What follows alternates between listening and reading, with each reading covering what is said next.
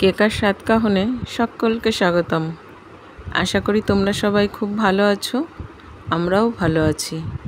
খুবই সহজ উপায়ে ঘরে বানিয়েছি কালাকাঁদ। খেতে হয় ভীষণ টেস্টি আর হয়েছেও খুব সুন্দর। তাহলে সঙ্গে থাকো, দেখে নিই কীভাবে করছি আমি কালাকাঁদ। কালাকাঁদ করার জন্য এখানে নিয়ে নিয়েছি একটা প্যান গ্যাসে বসিয়ে, আর দিয়েছি সামান্য জল দিয়েছি যাতে দুধটা প্যানে লেগে না যায়। আর এখন দিয়ে দিলাম দুধটা এদিকে একটু গরম হতে থাকুক, আমি এদিকে একটু ছানাটাকে রেডি করে নেব। নিয়েছি এখানে 500 ছানা। এখন হাতের সাহায্যে এটাকে খুব ভালো করে ম্যাশ করে নিতে হবে আর একদম সুন্দর সফট একটা ডো বানাতে হবে। দেখো ছানাটা খুব সুন্দর সফট হয়ে গেছে।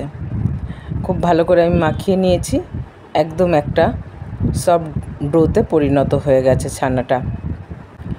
এদিকে দুধটাও উষ্ণ গরম হয়ে গেছে।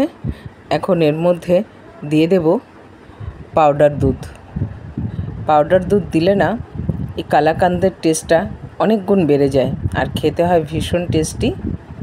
তার জন্য দিয়ে দিয়েছি গুঁড়ো দুধ, দিয়ে দুধের সঙ্গে খুব ভালো করে মিশিয়ে জাল করে নেব। খুব সুন্দর করে গুঁড়ো দুধটাকে আমি মিশিয়ে নিয়েছি। এখন এর মধ্যে দিয়ে দেব স্বাদ অনুযায়ী চিনি তোমরা কম বেশি করতে পারো। আমি আমার টেস্ট অনুযায়ী এখানে চিনি ব্যবহার করেছি। এখন দুধের সঙ্গে ভালো করে চিনিটাকে খুব ভালো করে জাল করে নিতে হবে যাতে চিনিটা একদম গলে যায়। চিনিটা মেল্ট হওয়া পর্যন্ত ভালো করে জাল করে নেব দুধে। জাল দিতে দিতে দুধটা অনেকটা গাঢ় হয়ে এসছে। এখন এর মধ্যে দিয়ে দেব ছানাটা দিয়ে খুব সুন্দর করে দুধের সঙ্গে মিশিয়ে নিতে হবে। খুব ভালোভাবে মিশিয়ে নেব ছানাটাকে। কালাকাঁদ বানানো কিন্তু খুব সোজা, একদম খুব অল্প উপকরণ দিয়েই ঘরে কালাকাঁদ করে নেওয়া যায়। দেখো দুধের সঙ্গে ছানাটাকে খুব ভালো করে আমি মিশিয়ে নিয়েছি। এখন খুব সুন্দর করে জাল করে নিতে হবে। এই ছানা না যখন জাল করার সময় ছিটায় খুব, তো তার জন্য যাতে একদম না ছিটায় সেই জন্য এর মধ্যে দিয়ে দিচ্ছি একটুখানি ঘি।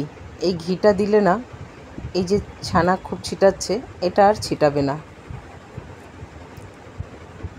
তোমরা যখনই কালাকাঁদ করবে এরকম একটু ঘি দিয়ে দেখবে যে আর কোনো প্রবলেম হচ্ছে না, খুব আরামে জাল দিতে পারবে আর গায়েও ছিটিয়ে আসবে না।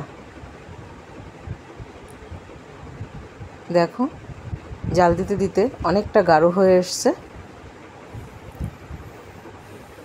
আর এই ঘি দেওয়ার জন্য না একটুও প্যানের নিচে লেগে যায় না, খুব সুন্দরভাবে একদম ননস্টিকের মতন কাজ করে। তখন দেখো বেশটা ছানা জাল দেওয়াতে একদম কমে এসছে এবং একটা বেশ ছানা টেক্সচার চলে এসছে। খুব ভালো করে জাল করে নিতে হবে আরও। তোমরা কিন্তু একবার ঘরে এইভাবে করে খেয়ে দেখবে, বেশ সুন্দর লাগে খেতে। আর যারা একটু কম মিষ্টি পছন্দ করো তাদের জন্য তো কালাকাঁদ খুবই ভালো। আর এখন এর মধ্যে দিয়ে দিচ্ছি 4টে এলাচকে পাউডার করে নিয়েছিলাম আমি, সেই পাউডারটা দিয়ে দিলাম। তোমরা চাইলে গোলাপ জলও ব্যবহার করতে পারো, কিন্তু আমার এলাচের গন্ধটাই বেশি ভালো লাগে, তাই আমি এলাচ পাউডারটাই ব্যবহার করলাম।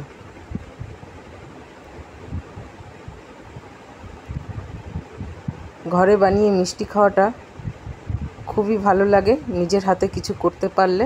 দেখো কত সুন্দর করে জাল দিতে দিতে অনেকটা গাঢ় হয়ে গেছে। আর একটু জাল করে নিতে হবে। একটা বেশ প্যান থেকে ছেড়ে আসবে যখন ছানাটা, তখনই বুঝতে হবে যে আমার কালাকাঁদের টেক্সচারটা চলে আসবে। দেখো আর একটু জাল করে নেব।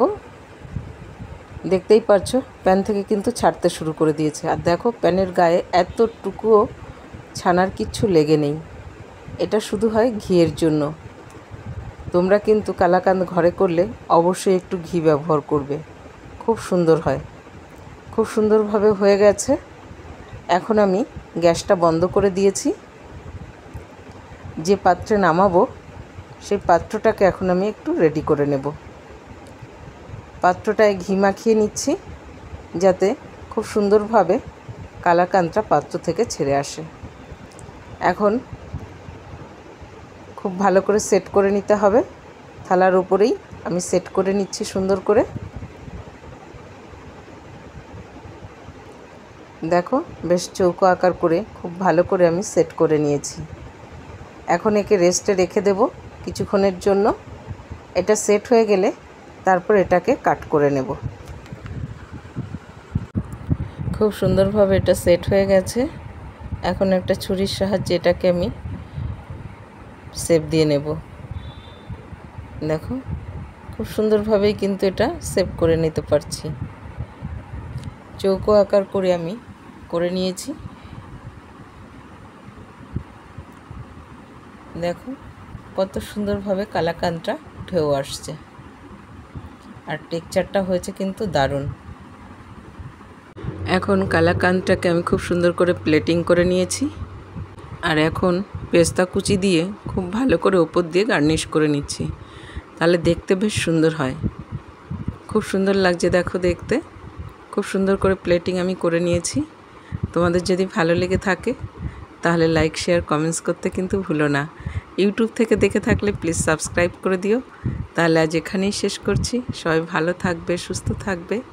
দেখা হবে পরের আর একটি ব্লগে।